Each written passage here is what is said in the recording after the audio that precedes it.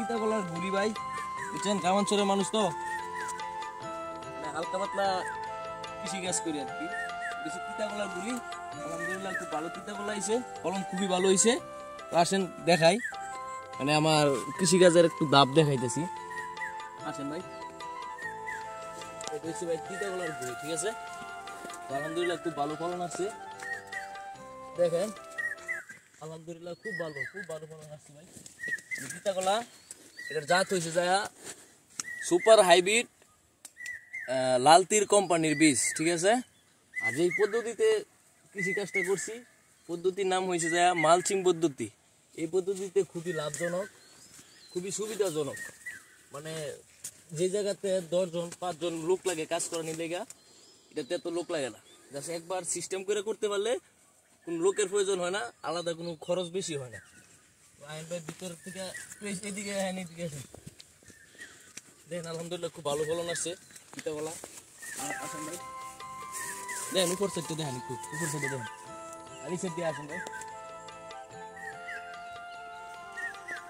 দেখেন মানে 1 কেজি ওজন হইতে সর্বোচ্চ 5 থেকে 6টা তিতা কলা লাগে, মানে এত বেশি না। তো আলহামদুলিল্লাহ আমি এই 3 ঘন্টা জমি থেকে প্রতিদিন 1 থেকে 1.5 মণ তিতা কলা উঠাই। যা বাজার মূল্য মনে করেন যে প্রতি কেজি 50 টাকা পাইকারি, আর খুচরা মূল্য 60 থেকে 70 টাকা 80 টাকা।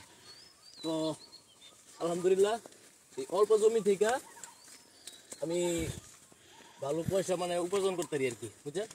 আলহামদুলিল্লাহ আছি, খুব ভালো আছি আপনাদের দোয়া। কৃষিকাজ কিন্তু আসলে লস নাই, বাংলাদেশ কৃষি প্রধান দেশ।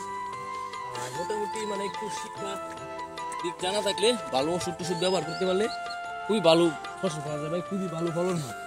তো আশা করি আমার এই উদ্যোগ দেখা আপনারাও চেষ্টা করবেন বাড়িতে বেকার না থাকা অল্প অল্প মানে একটু সবজি চাষ করার লেগে নিজেরাও চলতে পারবেন, পাশাপাশি কিছু টাকা বিক্রিও করতে পারবেন, যাতে মনে করেন যে আপনার খরচ চলতে পারে, ফ্যামিলি চলতে পারে। আশা করি সবাই ভালো থাকবেন আর চেষ্টা করবেন বেকার না থাকার লেগে, ঠিক আছে। ভালো থাকবেন সবাই, আসসালামু আলাইকুম।